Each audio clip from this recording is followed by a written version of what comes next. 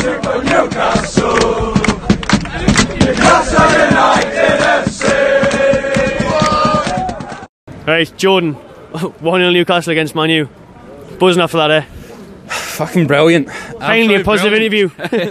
I know, first time we spoke we were actually talking about a win, and what a difference it makes, honestly. See, coming out there, the scenes at full time, brilliant, absolutely chuffed. Everyone's absolutely buzzing. We're going on as if we've won the league or something, but we haven't had much to cheer about lately, so it is a huge result. Do you know, we might not have won the league, but it could be the result which keeps us in the league, because the momentum we're going to take from that game, we've only lost one game this year. I think people forget that. Other than the cup game, we've only lost to Man City in the league. So we've just been drawn too many games. To get one over the line and to beat the second best team in the country at home, first home win since October, the confidence that's going to take into next 2 weeks' time. We go to Bournemouth, and then the games after that.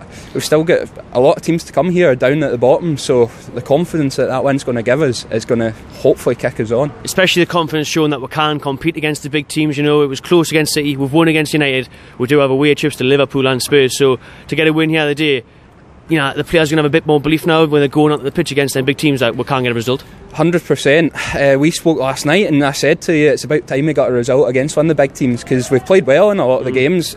At Old Trafford we played well first half, Stamford Bridge for the first maybe half an hour or so, played well and showed we can compete in stages, but what we've not done is went toe to toe for 90 minutes and actually got a result. And today that's what we've done. First 10 minutes came out the blocks absolutely firing, chance for Shelvey, forced De Gea into a good save, and we had about 5-6 shots on goal in the first 10 minutes, so it died down a wee bit after that. But to keep going and not to just fall away and just hold back, we actually went after them. Second half, 100% the best team won. Man United went up for that. We were. Every single player in that pitch got stuck in. Diame, absolutely brilliant again. I don't know who this guy we signed in January Diame is. He must have had to dig off Lascelles and train or something, the way he's turning the season around. Oh, it's brilliant to see. He was player of the month for last month. Absolutely brilliant today. Shelvey in the middle of the park, outstanding today. Absolutely class. In the stands, because he was brilliant today, Shelvey, mind. Oh yeah. I mean, I'm Scottish, but England have got to be taking him to the World Cup. You look at the English defenders around, look at the other end, Jones and Small and Lascelles, you'd have him in your team over the two of them any day.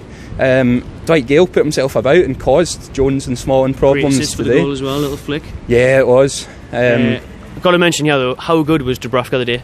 The lad on loan, keeper, had a good game? Yeah.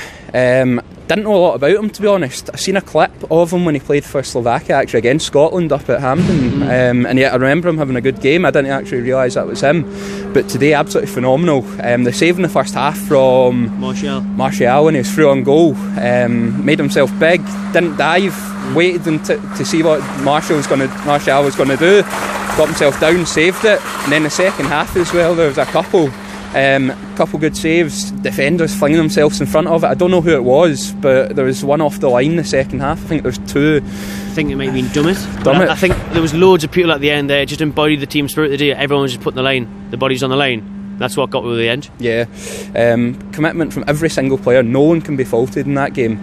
I was actually confident going into it. I was saying this, my boss was actually a Man United fan. We were talking about it on Friday and I said we're going to get a result. It's the first time I came down confident, and I was actually worried because I've came down confident ahead of Bournemouth, Swansea, Brighton. Coming down here today against Man United, it's just great to beat them. They're a team. When the fixture list came out, this was the first game we looked at. Obviously with Sunderland not being there, I had that feeling today about that, because the way the celebrations were, and I think it's because of the 90s, how they piped with the league. Like, it feels like a bit of a derby, doesn't it? Everyone gets dead up for Man United coming here, and the lunchtime kick-off, Huddersfield won, put us in the relegation zone, so it just makes that result even bigger today.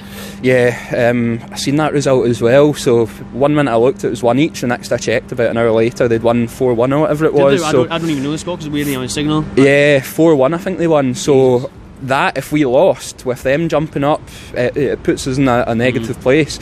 Having then us actually going back above them, beating Man United, and the confidence that beating the second best team in the country will give us, we'll kick on from this, hopefully going down to Bournemouth in a couple of weeks.